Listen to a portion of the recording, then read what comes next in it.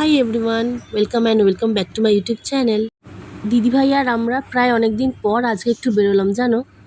ওরা আর আমরা যে রাত্রেবেলা করে একটুখানি এদিক ওদিক বেরোই সেটা তো তোমরা যারা পুরনো ভিউয়ার্স আছো তারা তো জানোই। টুইটি এইচএসের পর আজকে আবার একটুখানি বেরোলাম। আর দেখো আজকে একটা ট্রেন্ডি লিপস্টিক লুক ট্রাই করেছি, কেমন লাগছে তোমরা কিন্তু অতি অবশ্যই আমাকে জানাবে।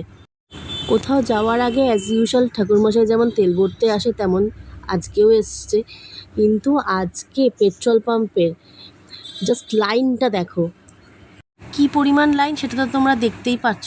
এত লাইন যদি দাঁড়াতে তো হবে, তো কি আর করা, আমি আর বুলটু দুজনেই দাঁড়িয়ে আছি। আর আমার তো এত পরিমাণ ঠান্ডা লেগেছে, সাথে অসম্ভব গলা ব্যথা আর খুসখুসে কাশি। আমি তো অন ক্যামেরা বকবক করছি তোমাদের সাথে, অফ স্পিচ আর কি, কিন্তু বুলটু তো এইদিকে দাঁড়িয়ে দাঁড়িয়ে প্রায় বিরক্ত হয়ে গিয়ে উঠেছিল। এই নিয়েই আমি আর বুলটু দুজনে একটুখানি হাসাহাসি করছিলাম তখন। আর এদেরকে দেখো, এত পরিমাণ গাড়ি কিন্তু ওদের কোনো ভয় নেই। ওই দেখেছো আর একজন ওখানে ঘুমাচ্ছে। এতক্ষণ ধরে লাইনে দাঁড়িয়ে থেকে বোর হওয়ার থেকে ভাবলাম জিনুর একটুখানি উল্টোপাল্টা ইন্টারভিউ নিয়েই নিই। আর ইতিমধ্যে তো তোমরা দেখতেই পেয়েছো ঠাকুরমশাই এখনও পর্যন্ত লাইনে দাঁড়িয়ে। অনেকক্ষণ ধরে দাঁড়ানোর পর ওখান থেকে আমরা ফাইনালি তেল ভরে বেরোতে পারলাম। আর দিদিভাইরা কিন্তু ইতিমধ্যেই আমাদের জন্য অপেক্ষা করছে যেখানে আমাদের যাওয়ার কথা ছিল সেখানে। টুলির এই সাইডটা এই সময় এত ভিড় হয়ে যায়, মানে কি বলবো, ছোট বড় সব রকমের গাড়ি একসাথে মানে রাস্তা নেমে পড়ে। তো ফাইনালি আমরা আমাদের ডেস্টিনেশনে তো পৌঁছে গেলাম। আর পৌঁছে দেখি সমস্ত দোকানপাট মোটামুটি বন্ধই হয়ে গেছে। আমরা ওখানকার একটা খুব রানিং পকোড়ার দোকানে গিয়ে থাকি, সেদিনকেও তাই গিয়েছিলাম, কিন্তু আমাদের যেহেতু একটু দেরি হয়ে গেছিলো, দিদিভাইরা অলরেডি পকোড়া কিনে রেখেছিল। এখন দেখো ওটাই ডিস্ট্রিবিউশন হচ্ছে সবার মাঝখানে আর কি। পকোড়া খেয়ে আমাদের মনটা একটু চা চা করছিল, তাই চলে গেলাম উল্টো ফুটেরই একটা চায়ের দোকানে। এই দোকানটাতে আমরা আগেও বহুবার এসেছি চা খেতে, কিন্তু তোমাদের সঙ্গে কোনোদিন সেভাবে শেয়ার করে হয়ে ওটা হয়নি। আর দোকানে এসে মাত্রই আর একজনের দৌড়াত্তি শুরু হয়ে গেল, সেটা তোমরা ভিডিও দেখতে দেখতে ক্রমশ দেখতে পাবে। কিন্তু তার আগে সেদিনকার প্রধান যেটা আকর্ষণ ছিল সেদিকে তোমাদের একটু লক্ষ্যপাত করতে বলবো, আর সেটা হলো ধূপকাঠি প্রতিযোগিতা। কে ভালো ধূপকাঠি লাগায় আর কে সঠিক দিকে ধূপকাঠি লাগায়, এই নিয়ে হলো প্রতিযোগিতা, হু ইজ দ্য বেস্ট।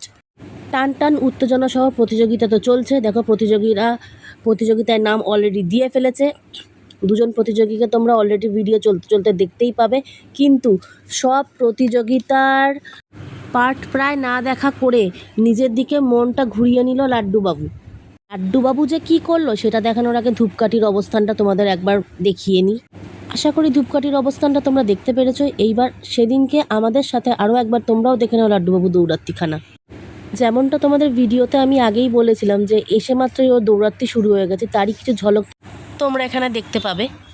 ওর দৌড়াত্তি দিয়ে ও প্রমাণ করে দিয়েছিল সেদিনকে যে প্রতিযোগীরা না, হি ইজ দ্য বেস্ট। পয়সা নেই তো তোর কাছে, বলেছো পয়সা নেই। আরে বাবা, আচ্ছা যাও একটু এদিকে আসো।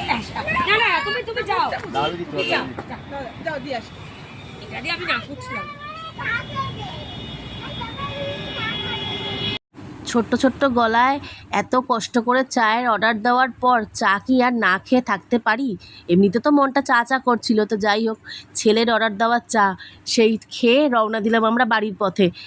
সোজাসুজি সেদিনকে বাড়ি আসিনি, দিদিভাইদের বাড়ি হয়ে বাড়ি ফিরতে হয়েছিল, কারণ লাড্ডু বুল্টু দেখতেই পেলে যে দিদিভাইদের বাইকে ছিল। এরকমই হয়, টুইটি আমাদের কাছে চলে আসে আর ওরা দুই ভাই পিসি আর পিসেমশাইয়ের কাছে বসে। আর আজকে ওরা তো একটু তাড়াতেই ছিল, কারণ হীরামাসিকে বাড়ি দিতে যেতে হবে বট্টদার। হীরামাসি এসছিল, কাকিমা হীরামাসি বাড়িতেই আছে, সেই জন্য ওরা একটু আমাদের আগে বেরিয়ে গেছে। আমরা যতক্ষণে দিদিভাইদের বাড়ি পৌঁছেছিলাম ততক্ষণে হীরামাসির খাওয়াও হয়ে গেছে, আর বট্টদা হীরামাসিকে নিয়ে মোটামুটি বেরিয়েও গিয়েছে, দেখতেই পাবে তোমরা। পকোড়ার দোকানে গেছিলাম সেটা তো তোমাদের আগেই বললাম, তো ওখান থেকে মোনাটুসির জন্য দুখানা করে কিনেছিলাম। আমরা আসার পর ওদেরকে থামিয়ে সেগুলোই আর কি টুটি দিতে গিয়েছিল। তো দেখো রাস্তাঘাট পুরো শুনশান হয়ে গেছে। একটু গেছিলাম ওদের বাড়িতে, সেটা তো তোমাদের ভিডিওর আগেই বলেছিলাম, কিন্তু বেশিক্ষণ ছিল না, ঝড় বৃষ্টির প্রবণতা আকাশে দেখা যাচ্ছিল, তো তার জন্য তাড়াতাড়ি বাড়ি চলে এলাম। আর বাড়ি ফিরতে না ফিরতেই শুরু হয়ে যায় এইরকম মন শান্ত করবার মতো ঝড় বৃষ্টি। কিন্তু এতেও কি শান্তি আছে? আকাশে কেন আলো জ্বলছে এই নিয়ে কান্নাকাটি। আর বলার অপেক্ষা রাখে না নিশ্চয়ই, এই রকম প্রশ্ন কার? আমি আর ঠাকুরমশাই তো ওকে অনেক রকমভাবে বোঝানোর চেষ্টা করলাম, কিন্তু সে তো একই প্রশ্ন করে চলেছে। তোমরাও শুনে নাও।